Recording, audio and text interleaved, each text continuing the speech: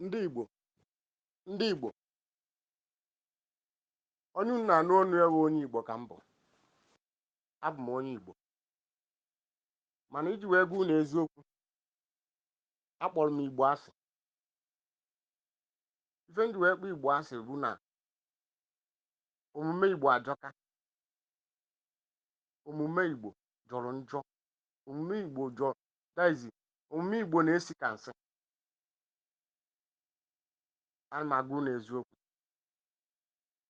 na ife ndị Igbo na-emebi ụwa, ebe fa jere emebie ya, na ife a na-eme na South Africa na-agbagbu onwe fa. Ama m ụdị ọbara eji wee mụ Igbo ahụ, ama m ụdị ọbara eji wee mụ onye ọbụla bụ onye Igbo. Ama m, ọ na-agbagwoju m anya, maka na bifo mgbe m na-eto eto ka a sị na ndị Igbo ma ife too much, mana ka m tosizi etu a ntopụ na-anaghị ka mfe amamife ndị Igbo ahụ afọrọ m ya, afọrọ m amamife ndị Igbo. Kedu etu ị ga-esi wee sị na onye Igbo ma ife? Why na onye Igbo ga-apụ foreign country, o buru nsogbu dị na be anyị wee jebe foreign land? Ọ bụrụ na ọ nọrọ na ye na foreign land, ọ nọrọ na black house, ọ bụrụ na ọ nọrọ na black house, ọ chọọ ọzọ n'ọdụ nsogbu na-enye onwe fa na be anyị, eburu ya ejekwa na foreign land bidokwa the same thing.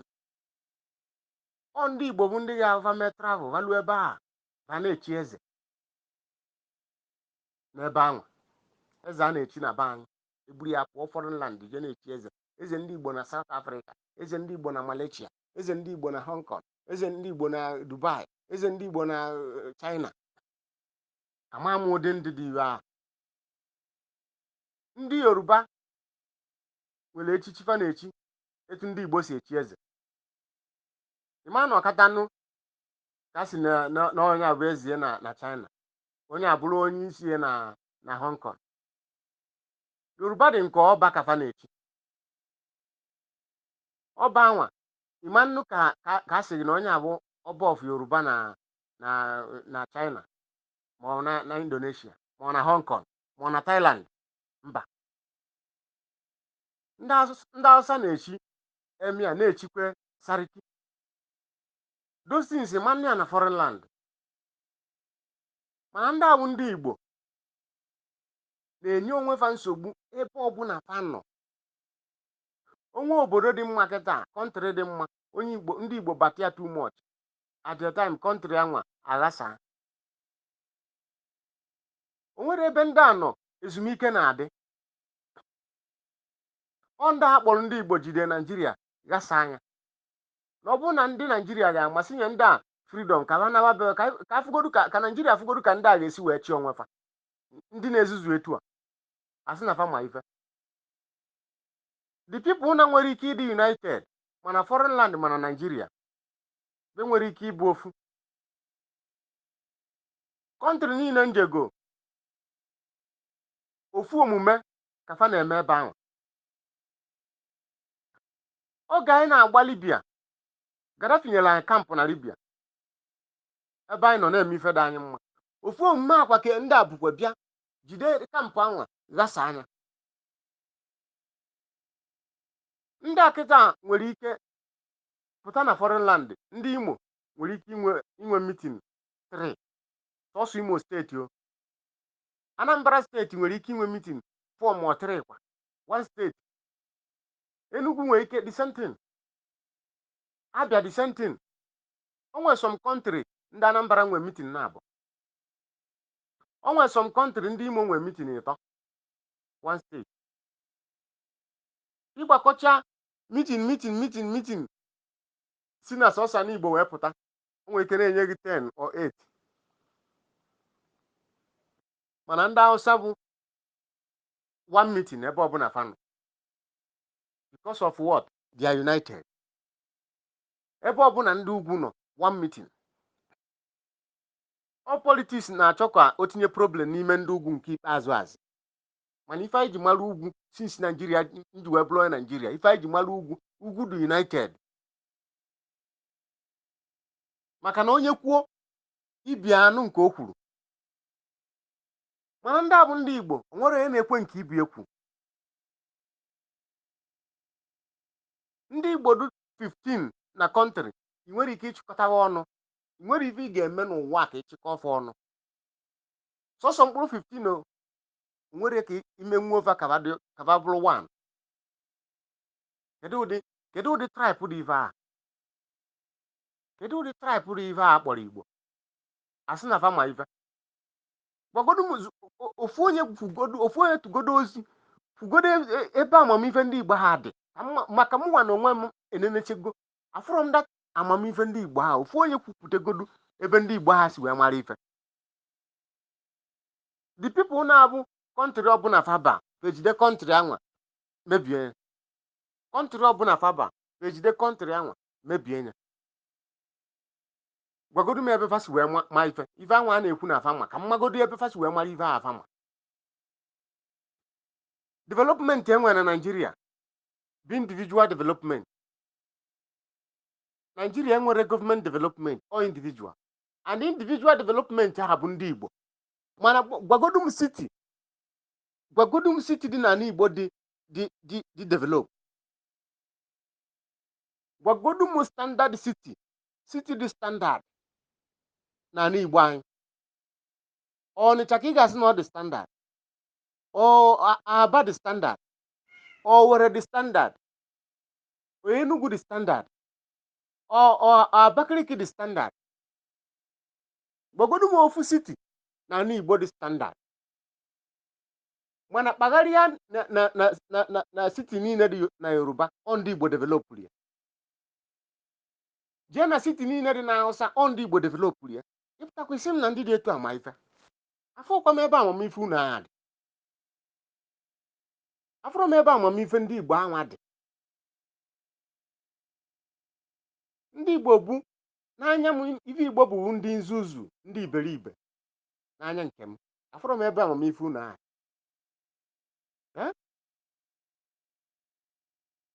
O nwere obodo ndị a gara ezumike dị na ya. These people a na-akpọ ndị Igbo, o nwere obodo fa gara ezumike dị n'obodo anwa no. Ọ ga-ejide ebe anwa gharie ya.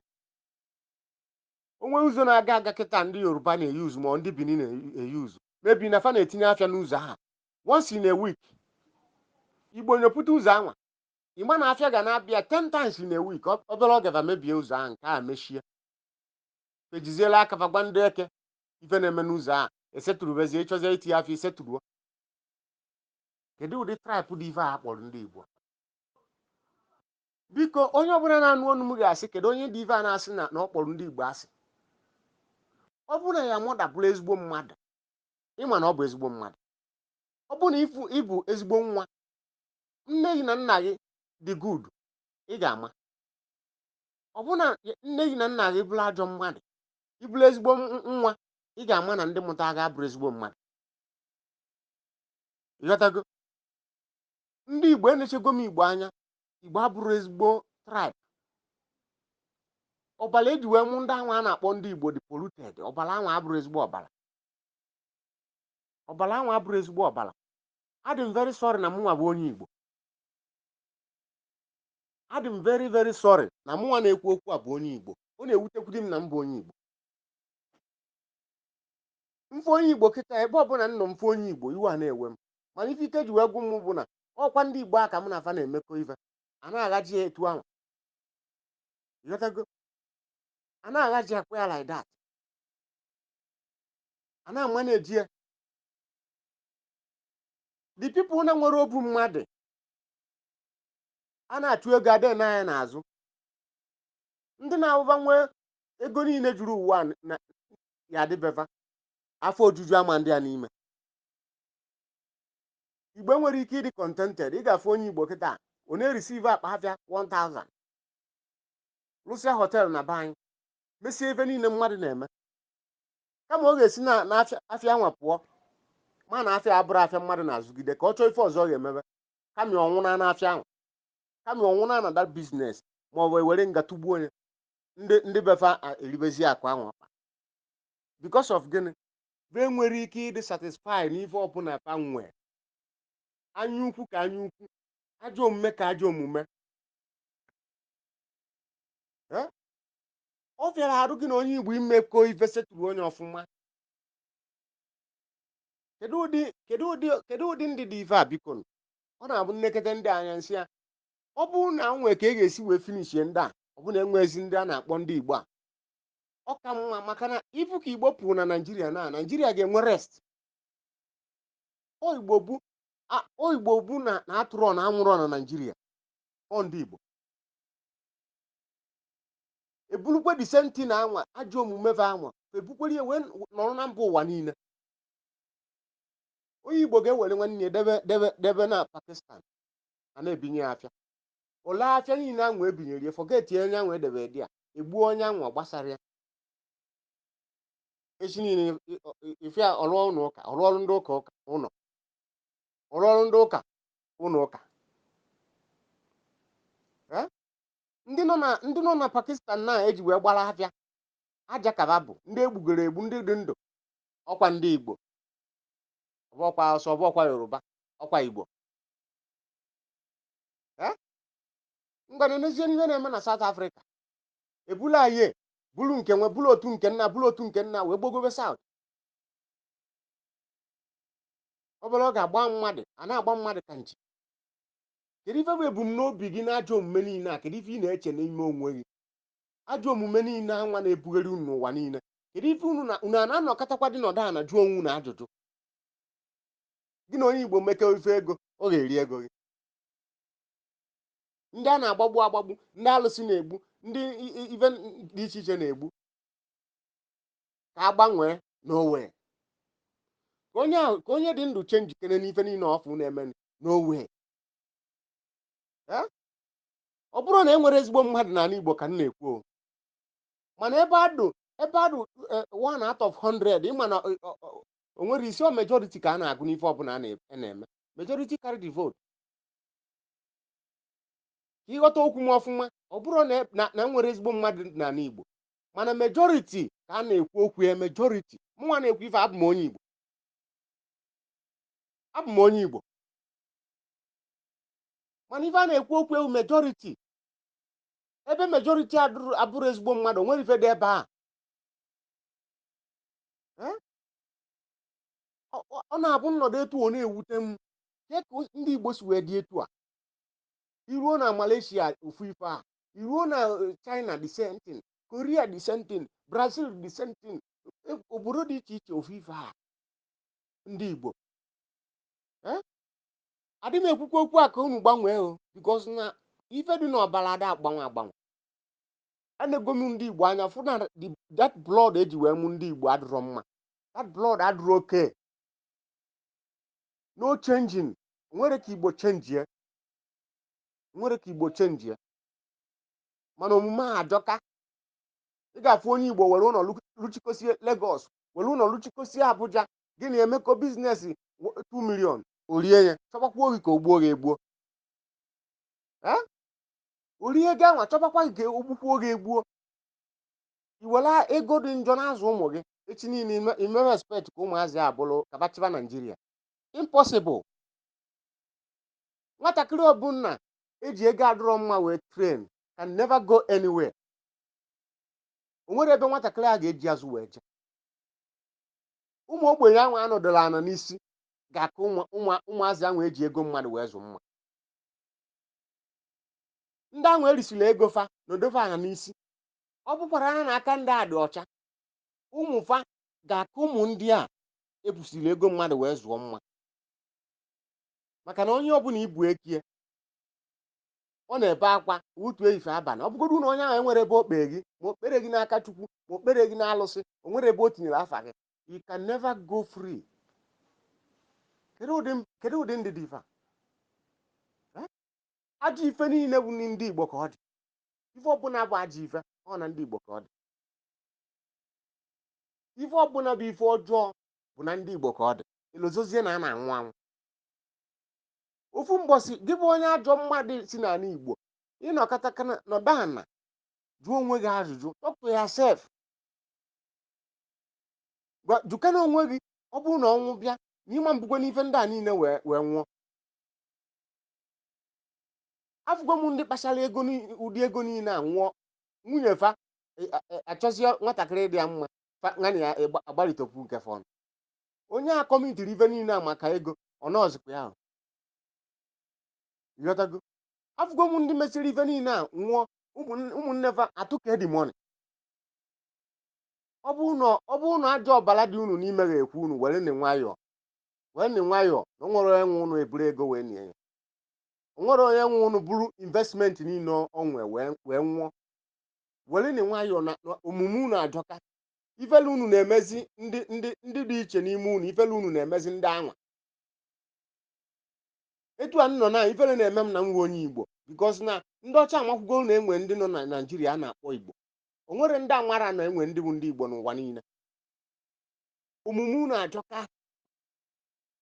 achọka ama m ife m ji wee bụrụ onye Igbo ọ bụrụ na o nwere ka ọ ga-esi wee kwuo omume ama m ihe m ji bụrụ ana m regret here every time na mbụ onye Igbo bikos na o nwere ife dị mma mmadụ ga-eji wee sị ka a bụrụ onye Igbo na fa na-agba mbọ mbọ gịnị ka fa na-agba mbọ iji nwanne gị agba ọ ya bụ mbọ nwa gbaa mbọ ya on ka ịchụta ego anwa ejizine nwanne gị gbaa mbọ achezine dupuo nwanne gị ma ọ gbuo nwanne gị wee buru ego ya ọ ya bụ na a na-agba mbọ ahụ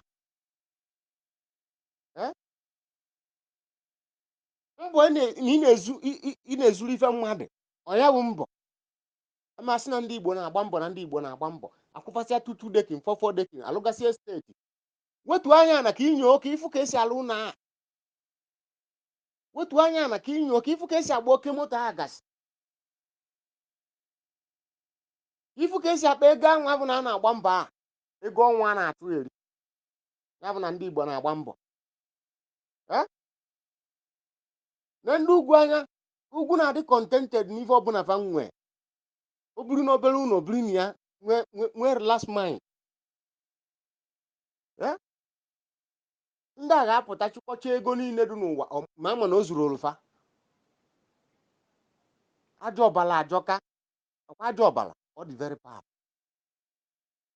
ọ bụrụ na Naijiria ga-ama si free godu ndị a bụ ndị Igbo kafa jee nọgodu on their own 1 year 2 years 3 years ka Naijiria mụọ famụ because na mụnwa na onwe m magodu wit ibe m fugodo ebe ndị a bụ ndị Igbo nọ ama na fama mmeki nwee ndị ama nnonwu with peace ke ka fa ga-esi nọ with peace ke ka ndị Igbo ga-esi wee nọ with peace with experience nwegolu na many country mpagharịgolu fụ omume ndị a kpọrọ ndị Igbo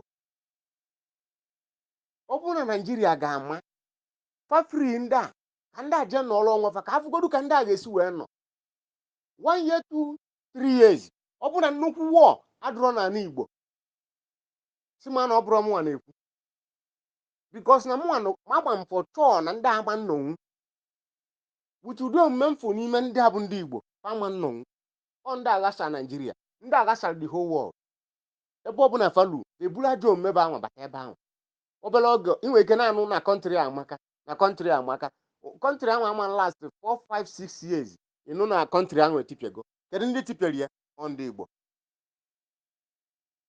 Igbo ndị ga-abata na kọntrị na-agba ndị fa nọbebe na ndị ahụ amara ife ndị ahụ maziara ife ka unu esi meki ebe ahụ egosibe ndị anwa na ife a dị etu a zukọbe ndị ahụ ụzọ obere oge ndị obodo amara ife a na-eme ọ bụrụ ya bụ na obodo ahụ etipịago ndị Igbo na-ekafa na-agba onwe ha ka nchi na South Africa everyday a na-egbu mmadụ dị ya ife na-emebe anyị ka ebu wee jebe foreign land ije chụọ ego ọ dị ka ndụ dị etu a bịara ịchụ ego obere oge kịta wee buru eze wee egbube mmadụ because very alike ị na-ebe dị quiet ọ bụ na fa ebutere ọkọtụ na ya wee gbube mmadụ ebute okwu eze ebe ahụ egbube mmadụ maọbụ ebute okwu achọ ofu okwu a ga-ebute fa ga-achọrịrị because fa nwere ike izu ike fa ga-achọrịrị ofu ife fa ga-ebute n'obodo anwa wee jiri egbube onwe dị ya eze ndị Igbo n'ụwa niile. Kedu ihe unu ji eze eme n'ebe a na-achụ ego? Nwoke, ma ọ bụ na eze na-agụ gị naba n'obodo gị na igbuo igwe bụ unu iburu igwe kama ịpụta kreetie problem igwe na foreign land ewere egbuo ụmụazị enwere ebe ama ị na-abụ na igbuo igwe bụ unu nọchie anya ndị ala isi adọrọ mmasị n'ọba ma iwe. Kedu ife unu ma? Kedu amamife unu ebe ọ dị? Ndị Igbo, unu ma ife na unu na kọntrị ọbụla unu mebie ya. Kọntrị ọbụla unu zukọ onwu n'ebe ahụ. Kọntrị ọbụla unu jide ghasa onye bụ ife unu ma ife na-apụta na Naijiria. Unu developụ Naijiria niile bụ unu wuru ime ọfịa gbagodo m city dị standard n'ala Igbo. Onye si na m amara ife na-ekwu, onye anwa gwagodo m city dị standard n'ala Igbo. Mana ndị anwa bụ ndị Igbo anwa mere developụ the whole Nigeria. A sị na onye na-azara bie ada aza ama, mana ndị Igbo ada aza befa na-aza ama. Ndị Igbo ada aza befa na-aza ama. Onye na-azara bie na onye na-azara bie ada aza ilo n'ihe azagodubeghị bifo iwe zaa ilo. Mana ndị a bụ ndị Igbo na-aza ilo rapụ befa isi nnafa ma ife. Ikwu eziokwu enwụọ ya ka ị ga-eji na-ekwu na Igbo na ndị Igbo ma ife. Ife gịnị ka ndị Igbo ma? Very useless set of people ka isi nnafa ma ife.